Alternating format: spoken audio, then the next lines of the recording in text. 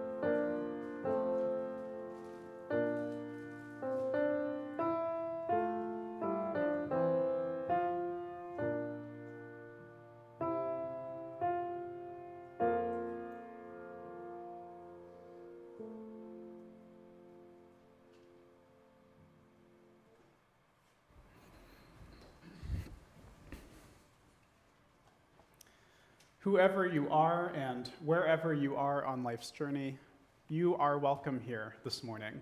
I am the Reverend Alex Jensen. I use the pronouns he and him, and the fullness of who I am welcomes the fullness of who you are this morning. In all of the ways that you are, however you come on this crisp fall morning, you are welcome in this gathering.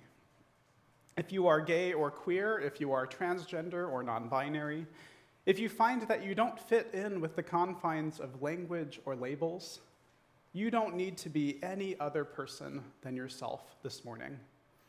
And because we can't say it enough in this world full of hatred, bigotry, and injustice, you are loved just as you are in all that you are.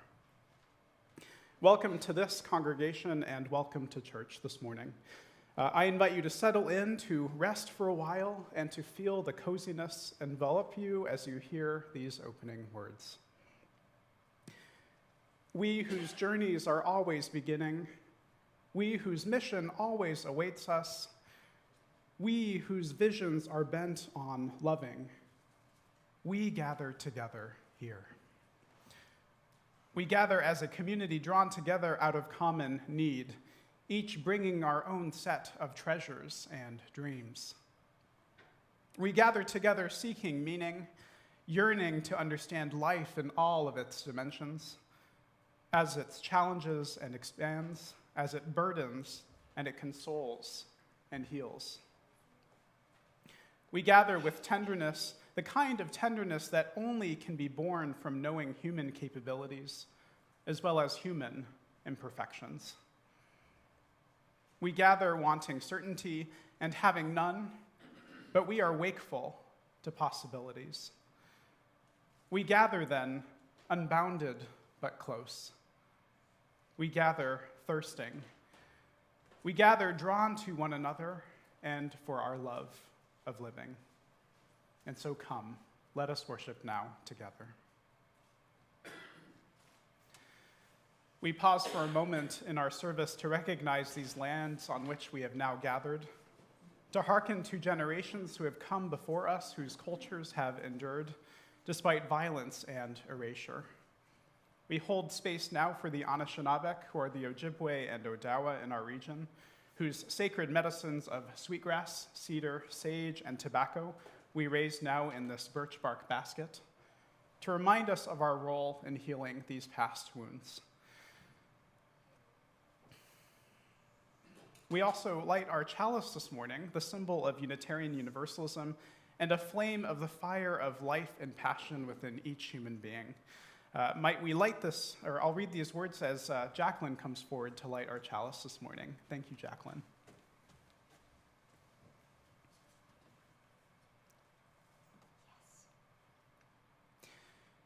Might we light this chalice to remind us that in the warmth of community, we have great power to do more than any one of us can do. May we have the courage to be gentle in our caring for one another and our wider community. Thank you, Jacqueline. And let us now feel the spaciousness of silence as we sound our singing bowl, calling us into this shared time together.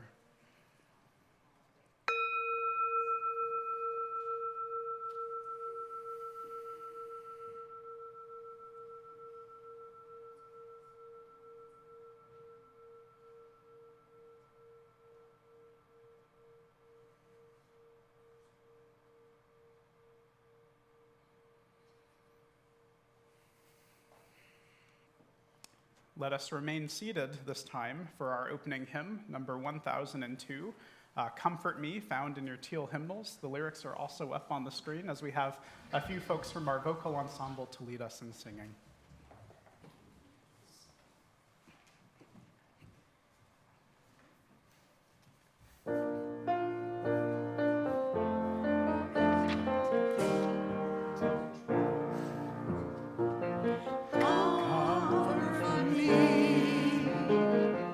Comfort me, oh my soul.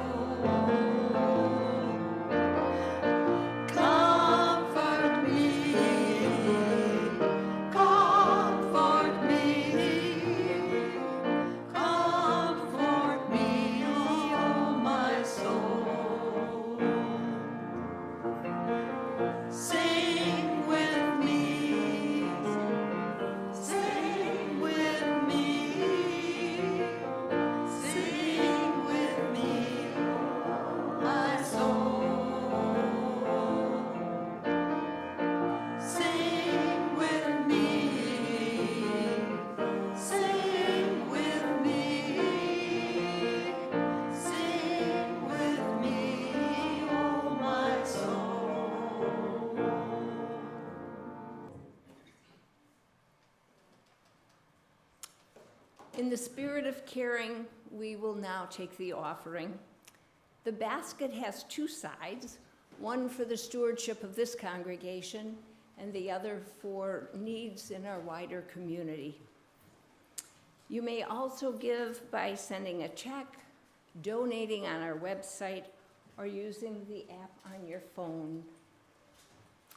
Our giving is a way to express gratitude, and please know that in this congregation, your gifts are used mindfully. Thank you. Barbara Young will play hymn 1037 through 2 times, and then Reverend Alex will narrate, and we will sing together from our seats.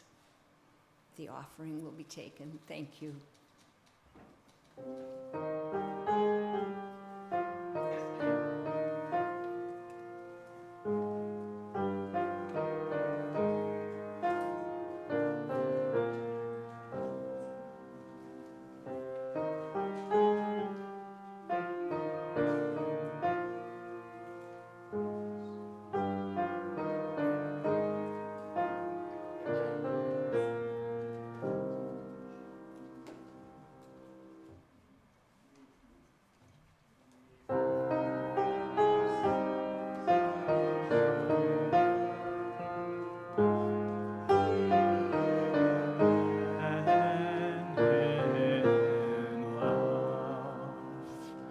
Remaining silent when a single voice would have made a difference.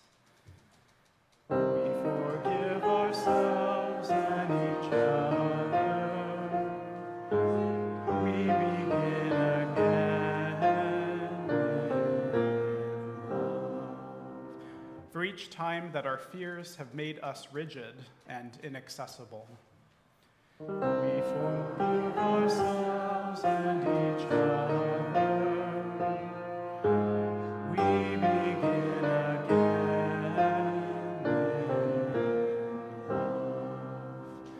For each time that we have struck out in anger without just cause. We forgive ourselves and each other.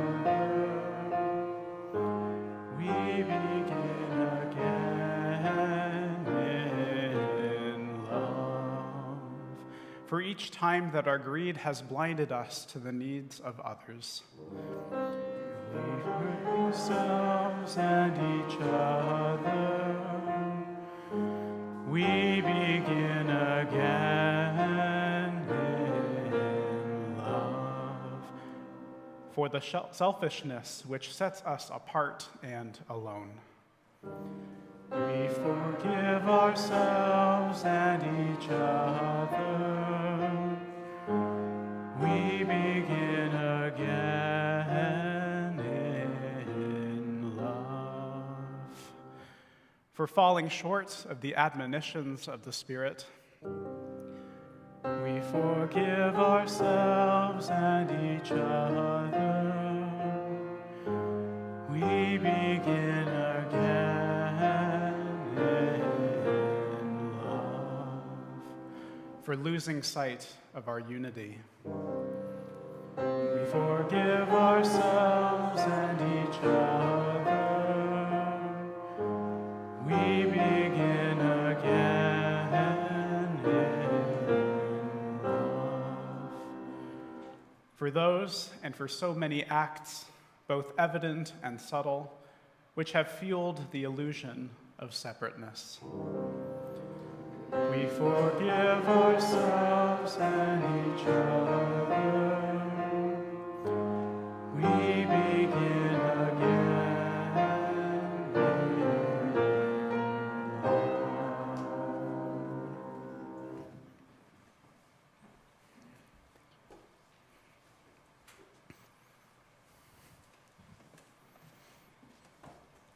Now is the time in our service where we set aside time to name and honor the joys and concerns that touch our lives, those milestones and moments of our lived experiences.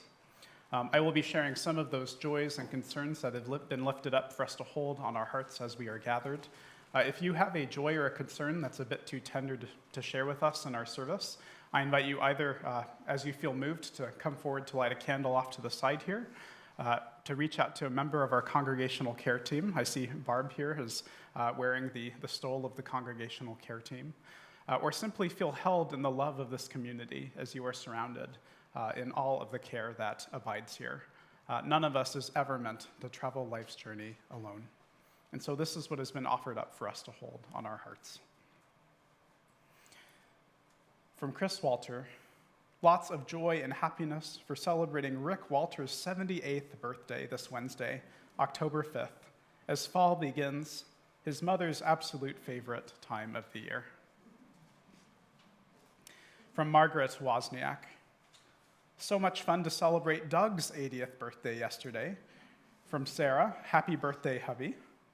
I was so happy with my first Soul Matters meeting on Friday. I am pumped up. From Andy, my dear friend Paula, who is with us in TC and UU in the summer, took a direct hit from Ian in Florida. No power, water, and only intermittent internet. She is fine, but much damage to her home. Sending loving thoughts. And now we hold on our hearts all of those joys and concerns that remain in the silence but are not forgotten. Join now as we hold a brief moment of stillness.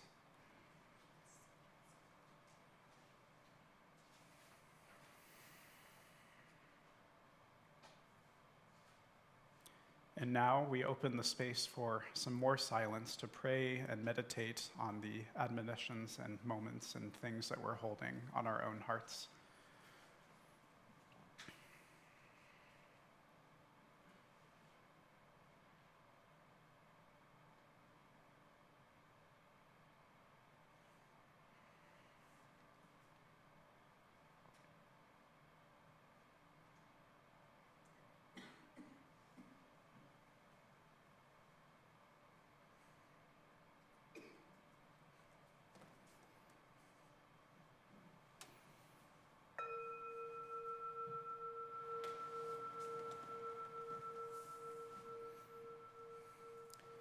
Mary will now share with you this morning's reading.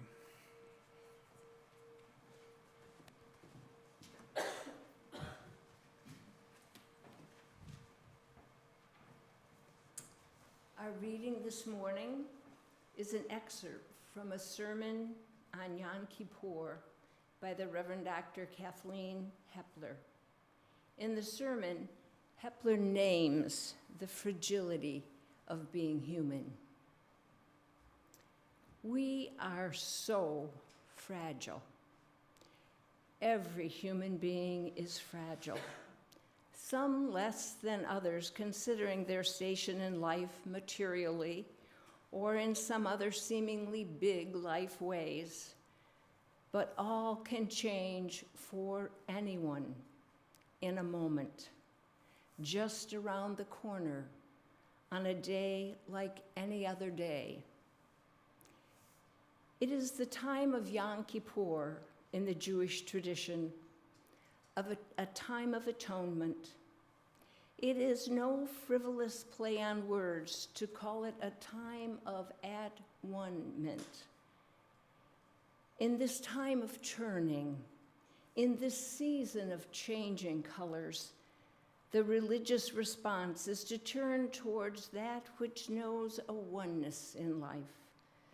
Now is the time for profound understanding of our common fragility.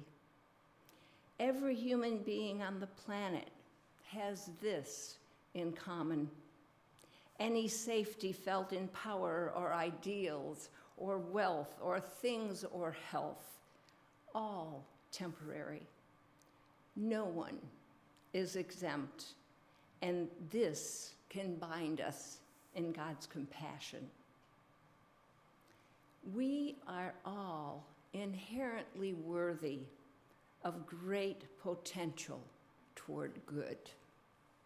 So very often we can rely on the goodness of people to carry the day.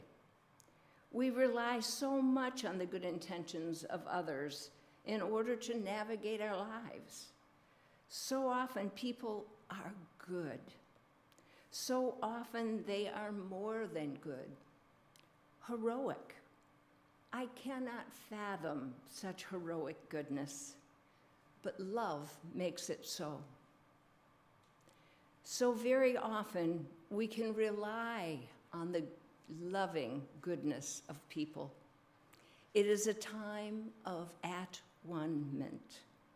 In this time of turning, in this time of changing colors, as we turn towards oneness, now is the time to affirm that every human being has the inherent worth and deep possibility for goodness.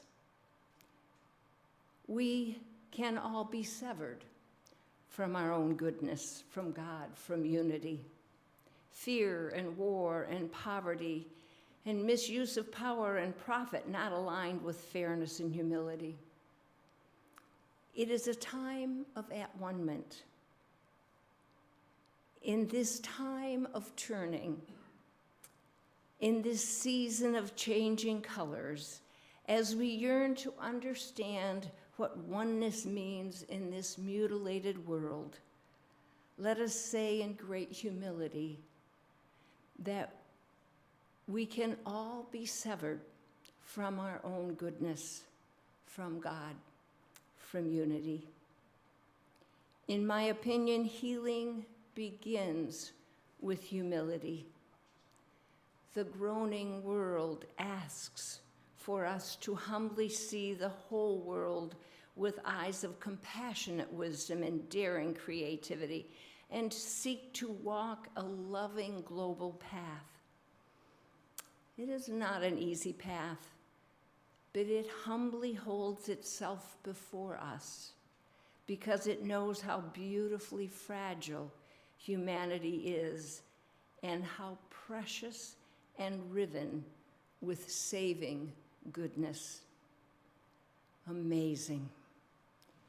In this time of turning, in the beauty of autumn, in this time of at-one-ment, may we apply the wisdom we have toward world unity.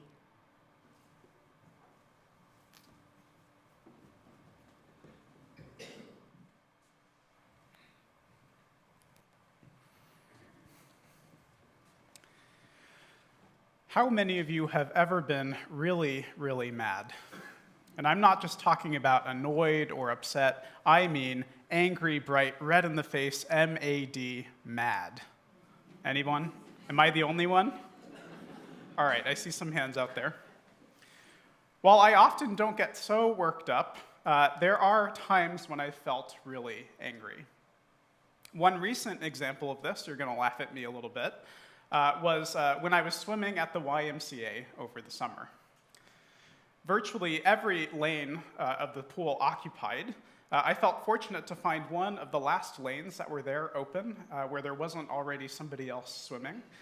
And I have to admit, I am not the best at swimming in straight lines. Anybody else struggle with that?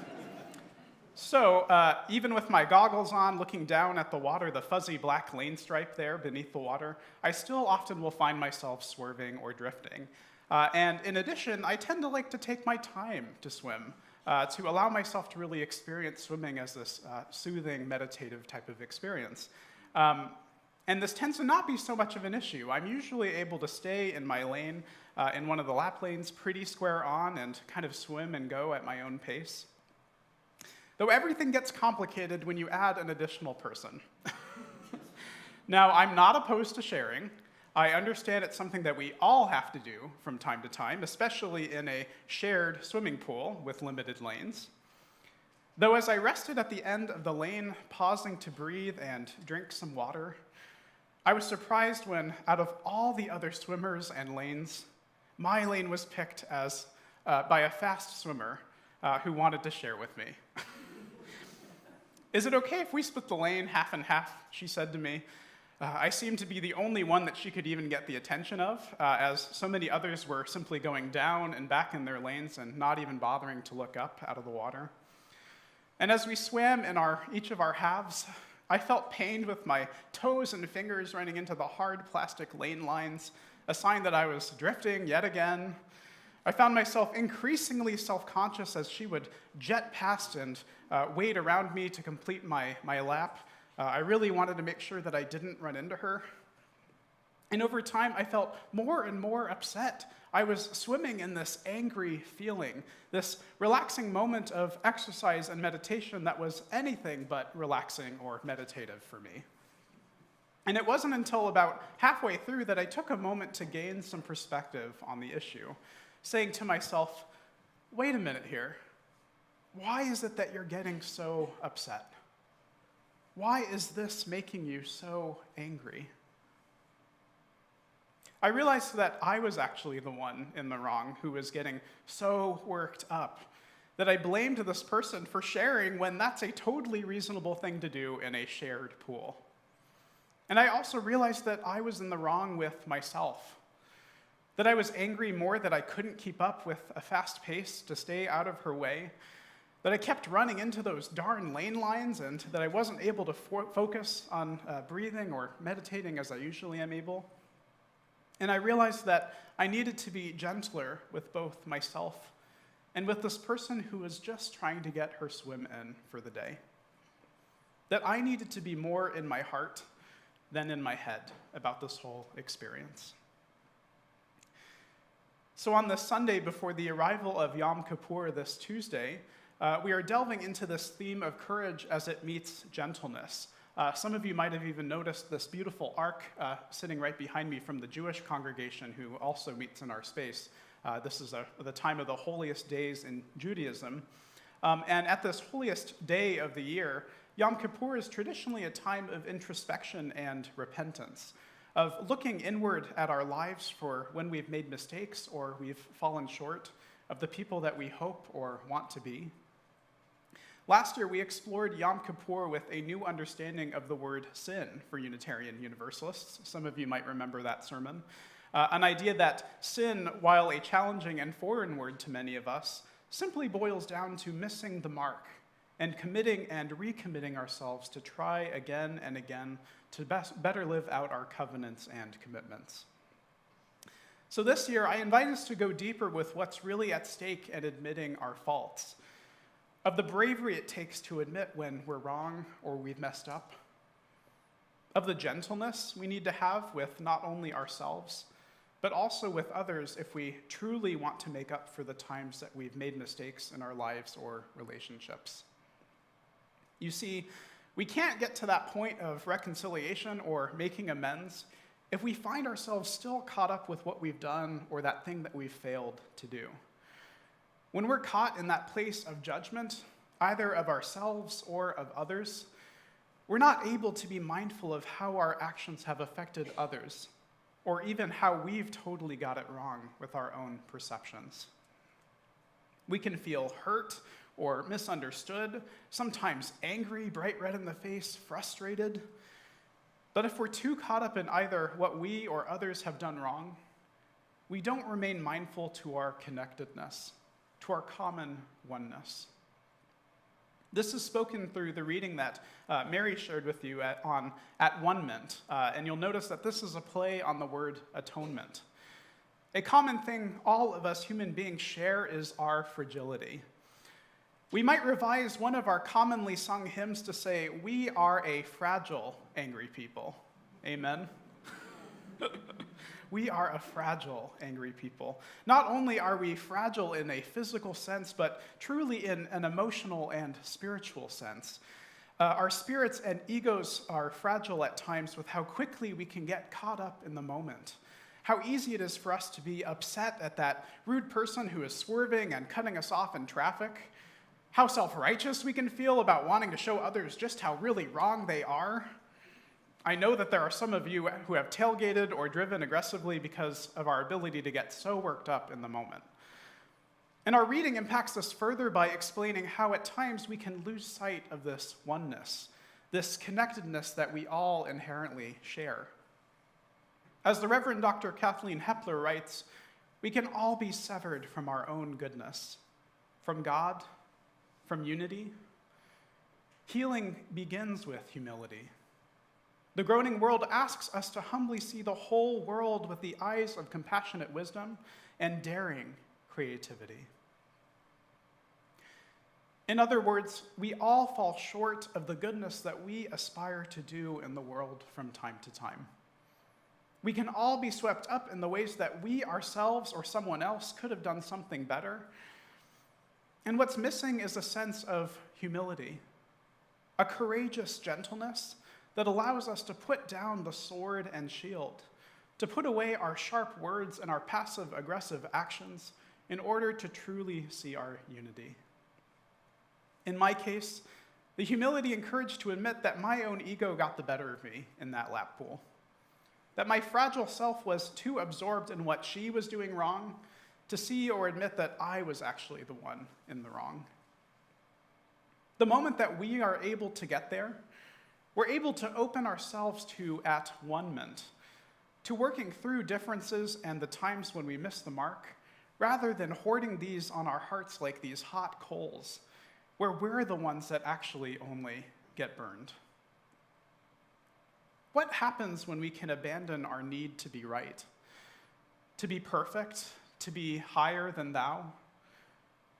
What happens when we can see gentleness as a gift, an invitation to greater connection? It's no easy thing to admit when we're wrong or when we're being unfair or even rude to others. It takes courage, the root of which is the Latin word cor, which means heart. It takes heart to own our mistakes, and yet it also takes heart to not get swallowed up by them.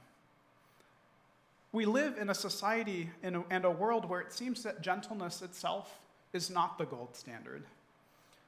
A study from the American Psychological Association looking at the abrasiveness of Western cultures identifies it with what they call harmful masculinity. The traits that are often venerated and celebrated as good things by individuals who are also successful in our society: toughness, stoicism, heterosexism, self-sufficient attitudes, a lack of emotional sensitivity. For boys who grow up in this world, we learn from an early age that the currencies of violence and aggression go a long way. We learn that these help us to assert our power over others, that these can even help keep us safe, almost as an armor or a shield against our own vulnerabilities and our fragile selves. While they use the term harmful masculinity, being a male in of itself is not toxic or harmful. I want to make that very clear. Instead, this is a term that describes a phenomenon that even goes beyond just boys and men, how this aggressiveness goes beyond masculinity and being male itself. In a society built on these ideals, it's no wonder that we celebrate being independent and self-sufficient, that we turn away from our fragile and wounded selves rather than toward our pains and our hurts. That we get so riled up so quickly in how we can distance ourselves from the ideas of gentleness and vulnerability because we're afraid of being less powerful, of being seen as weak. In a world where aggression is power and vulnerability is weakness, it takes even more courage for us to be gentle, to be forgiving even. It takes a lot for us to subvert this wider narrative and story, to let go of our rightness so that we can actually see our oneness. Though, when we are actually able to do this, we turn society upside down. We can build up gentleness and extend it out from our fragile and hurting selves, and in turn, we can create a different sort of society, one that is gentler and more forgiving, one that celebrates our unity more than the ways that we are different. We can even give others the permission themselves to be vulnerable by first being vulnerable with ourselves. In our Time for All Ages story, A Whale of a Mistake, we understand this message in a newer way. When we make mistakes or miss the mark, it becomes so easy for us to worry and fret. In the words of the story, the more that you worry, the more it grows until it weighs you down, until it swallows you whole. We see our mistake or even that other thing that somebody else did wrong as this giant whale that we can't seem to shake or get rid of. How many of you have ever felt haunted by this big whale? And we even end up swimming with that whale. We swim with our mistake, just as I did at the YMCA, focusing on it and brooding on it until we find ourselves in the belly of it, consumed by it so much that we can't move past it. We can react in anger, or we can even try to hide from it, but this mistake still follows us. And as we learn, when we gather the courage to open our eyes, we are finally able to see the bigger picture. We can see that all of us make mistakes from time to time, that we even live in a whole world full of mistakes. And in order to not be so consumed by them, we need to start with gentleness, with our fragile and tender selves that are doing and trying the best we can. That is how we can be opened to our Atonement. So to close, I want to invite you to be gentle with yourself. In this time of the Day of Atonement, the Day of Atonement, may you have the courage to be gentle, the bravery to open your eyes up to see the bigger picture, when this can sometimes be a really, really hard thing to do. May you be courageous to sometimes take the step back, to reevaluate and see where you yourself might still be missing the mark. And instead of letting it eat you or swallow you whole, may you have this gentle wisdom that none of us is perfect, and we all mess up and make mistakes from time to time. May you always remember your Atonement, that we are always connected, even when we feel the farthest from it. And for those of you celebrating these high holy days in whatever way or fashion, I say to you, Hag Sameach and Shana Tova. Happy holidays and a good new year. May it be so, and amen.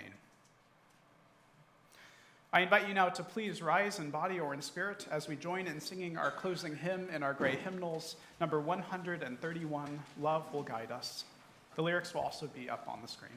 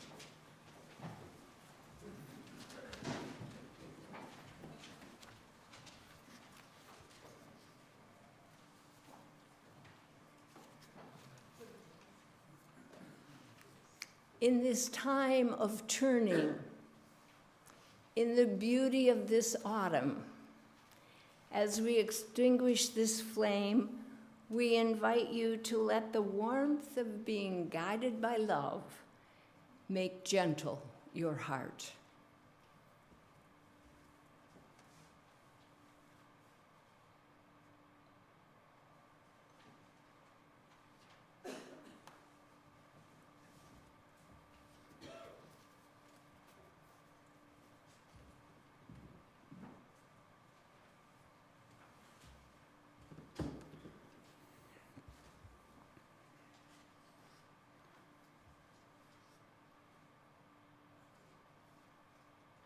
In the spirit of covenant, community, and commitment, and in the spirit of gentleness, may we be made ready to serve one another and to create the world that we so desperately dream of.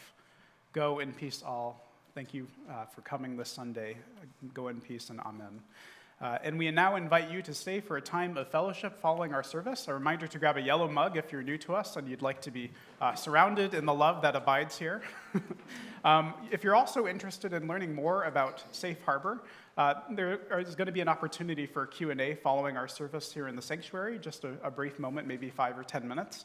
Those of you that would like to continue in fellowship, you're free to do so. But if you have any lingering questions or want to hear more about what Safe Harbor is or how to get involved, you're welcome to stay here and speak to our wonderful folks that are here today.